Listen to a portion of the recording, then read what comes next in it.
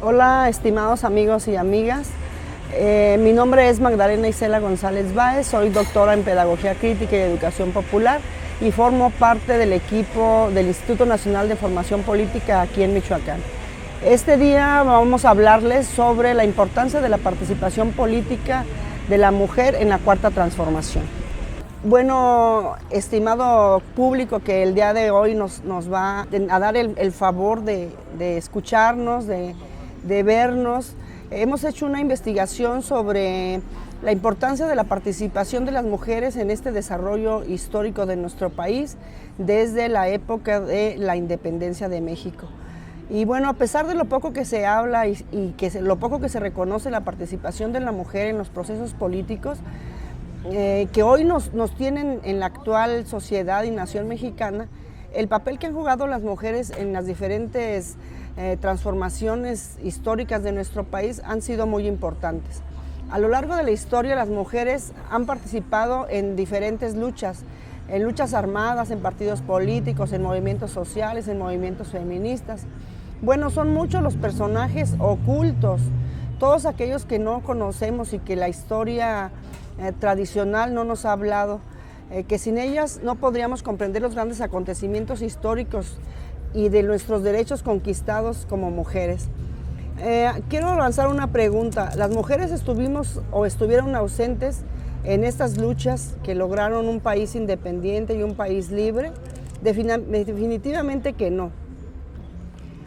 Siendo un sector sumamente oprimido, los acontecimientos revolucionarios las despertó a la vida política y jugaron roles de suma importancia. Antes de pasar a la primer transformación de México, quiero comentar el caso de Sor Juana Inés de la Cruz, que vivió en la época donde la monarquía española tenía conquistado nuestro país y que, bueno, las personas en esa época valían de acuerdo a sus propiedades y riquezas. Ella es un caso muy ilustrativo de las dificultades que las mujeres se enfrentaron en esa época. Sor Juana Inés de la Cruz era la más grande e importante intelectual de la colonia. En el Estado de México nació, era en el año de 1651, de una familia criolla. Inés se reveló como una persona de extraordinaria inteligencia. Ella aprendió el náhuatl y el latín, era una mujer muy inteligente y se atrevió a hacer varias proezas como su poesía, como varios libros, que definitivamente fue la que abrió ese camino para la liberación de los oprimidos y empezar a conspirar. Sus libros permitieron que las mujeres de esa época pudieran empezar a despertar. Y bueno, en 1789 las masas irrumpen en la escena en Francia y acaban con la monarquía y el poder económico feudal. Europa retumbaría con la revolución burguesa, pero los ecos de la misma llegaron a América. En esa época el cura Dolores Miguel Hidalgo aprendería a hablar inglés, que era la lengua de la revolución, pero también hablaría las lenguas indígenas de su pueblo. Posteriormente, ya para 1800, a principios de 1810, inicia lo que nosotros conocemos como las conspiraciones y que dio el origen a la Guerra de Independencia, hoy considerada como la primera transformación de México. En esta Guerra de Independencia, el papel que tuvieron las mujeres fue sumamente importante. Vamos a señalar algunas, como es doña Josefa Ortiz de Domínguez, mejor conocida como la Corregidora, debido a que era esposa del corregidor de Querétaro, Miguel Domínguez. Josefa, quien era criolla, estaba en desacuerdo que este grupo fuera considerado de segunda por el régimen colonial.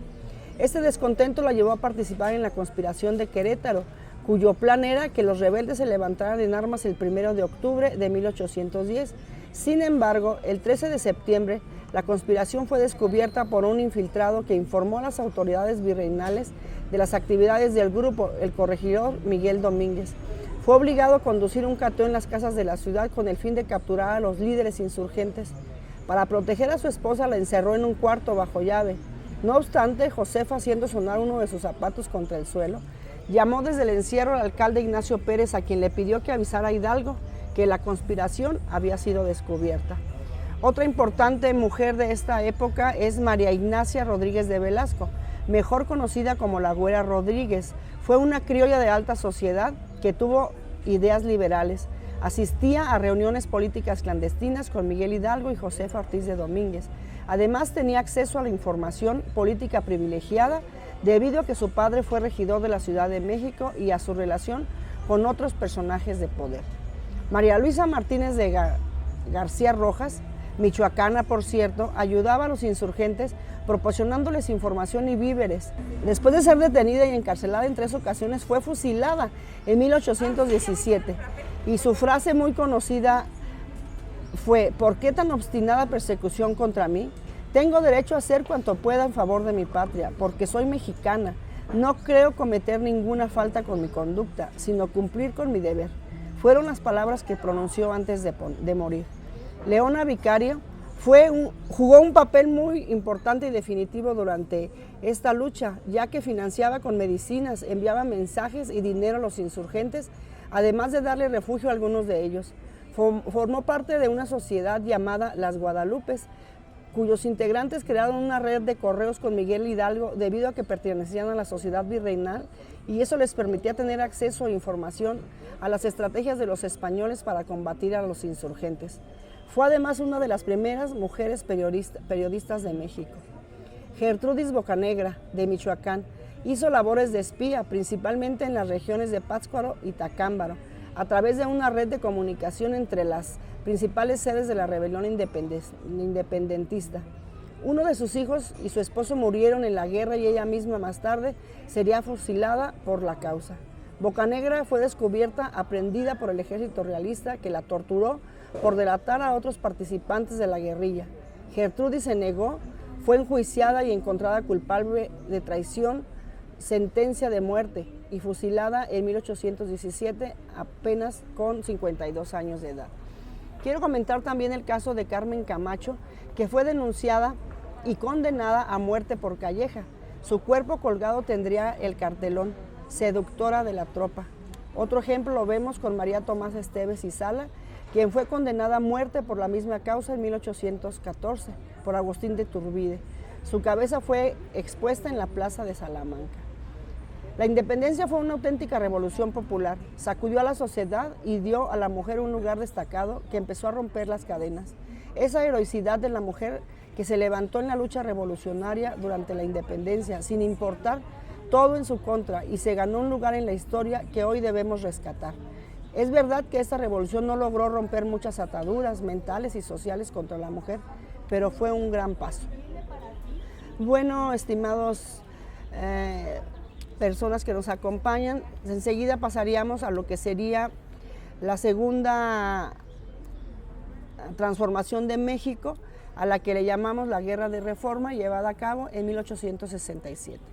Las mujeres que unieron sus destinos a algunos de los más notorios liberales fueron Margarita Maza de Juárez, esposa de Benito Juárez, quien lo apoyó mucho en sus trajines; Eloísa Elorriaga, esposa de Francisco Zarco, el más liberal, el más importante del México del siglo XIX. Margarita Pérez Gavilán era guerrerense y fue compañera del joven abogado liberal Ignacio Manuel Altamirano.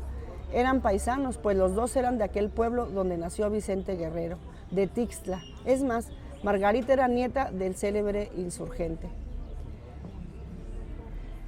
Seguramente me he quedado un poco corta en esta investigación, pero bueno, seguramente tendré la oportunidad de poder ampliar esta documentación. Durante la tercera transformación de México, o sea, en 1910, la Revolución Mexicana, la presencia de las mujeres es muy reconocida. Y bueno, se encuentran archivos muy importantes en la Secretaría de Defensa Nacional, donde hay aproximadamente 2,000 participantes en acciones militares durante el periodo armado de entre 1910 y 1920, pero se estima que debieron estar involucradas muchas más. De las más conocidas y de la emergencia de un fuerte movimiento feminista nacional, surgieron muchas mujeres que participaron en esta guerra de la Revolución Mexicana. Las mujeres revolucionarias de 1910 a 1920 Actuaron en todos los frentes, unas como guerrilleras, otras como políticas, soldadas, divulgadores ideológicas, otras como espías y correos, muchas como cocineras e incluso como prostitutas. La mayoría de ellas nació entre 1870 y 1880. En el periodo previo al movimiento armado de 1910, surgieron numerosos clubes y partidos políticos en los que participaron muchas mujeres en carácter de promotoras y activistas, resaltando en particular las maestras normalistas. La campaña presidencial de Madero contó con una amplia presencia de mujeres, entre ellas su propia esposa, Sara Pérez, y María Arias, María Pistolas, mejor conocida, quien fue apodada así porque en 1914 el general Álvaro Obregón regaló un arma por haber cuidado la tumba de Madero. En el movimiento constitucionalista de Venustiano Carranza destacó Hermila Galindo, quien planteó la liberación sexual y promovió el derecho al voto a la mujer. Se incorporaría hasta la Constitución de 1917. En el Frente Zapatista resaltó la coronela Amelia Robles, quien tuvo que vestirse de hombre y cambiar su nombre a Amelio para acceder a una pensión militar en los 30 años. Era nativa de Guerrero y murió a los 95 años de edad. Entre los villistas la mujer no fue bien vista, pero era tolerada como soldadera, con eventuales funciones militares. Cada una de estas mujeres y muchas más nos darían para escribir y conocer profundamente sobre su vida y su desenvolvimiento en el movimiento armado. Y aunque la existencia de figuras legendarias como la de Elita y Valentina tal vez solo sean leyendas, ¿cuántas sin nombre no fueron parte determinante en aquellos momentos? Uno de los hechos políticos más importantes de la participación de la mujer en la Revolución Mexicana fue la celebración de 2 congresos feministas en 1916 en Yucatán, organizados por el general Salvador Alvarado, gobernador militar en el sureste. María de la Luz Barrera, en 1910, le fue otorgado el grado de teniente coronel por el general Emiliano Zapata, al demostrar gran valentía, coraje y habilidad como jinete. Otra importante y reconocida mujer fue Carmen Vélez, conocida como la Generala, quien comandó cerca de 300 hombres que lucharon en los estados de Hidalgo y Tlaxcala. Clara de la Rocha, en 1911, durante la toma de Culiacán, fungió como comandante de una guerrilla. María Quinteras de Meras participó en 10 enfrentamientos y por sus méritos alcanzó el grado de coronel en el ejército villista. Ángela Jiménez, experta en el manejo de explosivos, obtuvo el grado de teniente en el ejército villista. Petra Herrera formó su propio ejército integrado por mujeres, autonombrándose generala. Peleó al lado de las fuerzas maderistas en el asalto a la ciudad de Torreón, Coahuila, donde se expulsó a las fuerzas federales. También destaca Carmen Cerdán de Puebla, quien disparó a la policía porfirista antes del 20 de noviembre de 1910. Vaya, un homenaje para todas estas mujeres. Honrémoslas siguiendo su ejemplo de lucha, tenacidad y valentía.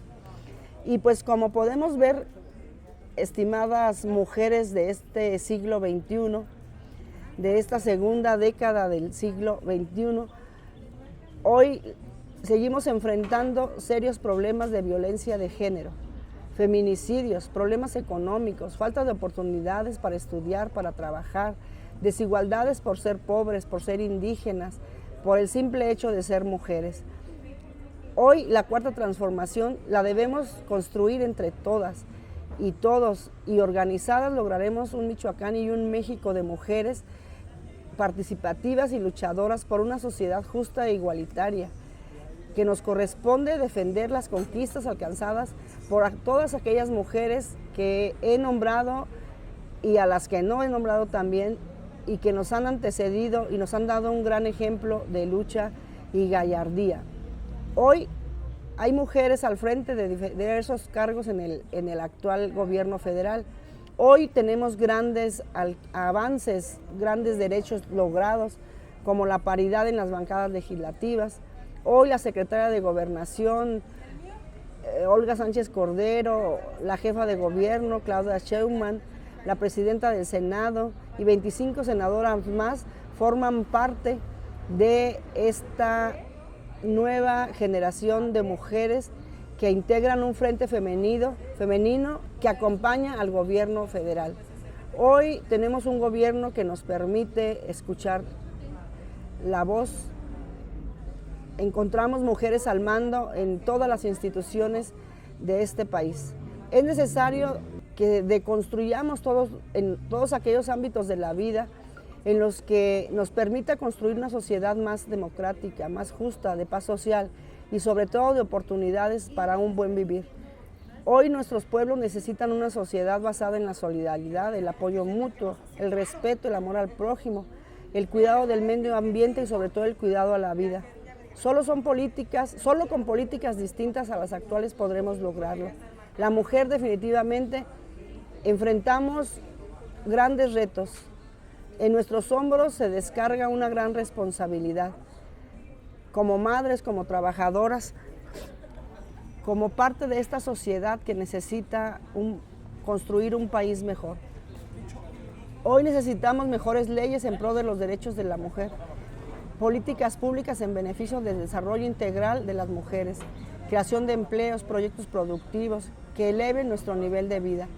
La cuarta transformación no se concretará sin la participación de la mujer en la vida social y política de México. Como pueden ver, este es un primer documental de varios que vamos a desarrollar y seguramente nos hemos quedado a cortos, pero bueno, los invitamos a que sigan visitando nuestro sitio y bueno, creo que hay mucho que conocer sobre la lucha de las mujeres en el desarrollo histórico de nuestro país. Muchas gracias.